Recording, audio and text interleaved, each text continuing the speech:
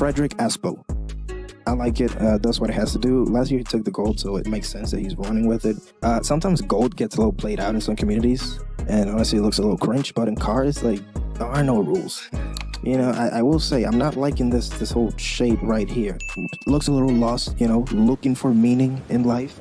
And don't get me wrong, you have a place. Never give up. But it's not there. Maybe push it back so far back that it just disappears. Now, the big problem with this one, Rockstar logos. The title sponsor logo placements, I think it sucks.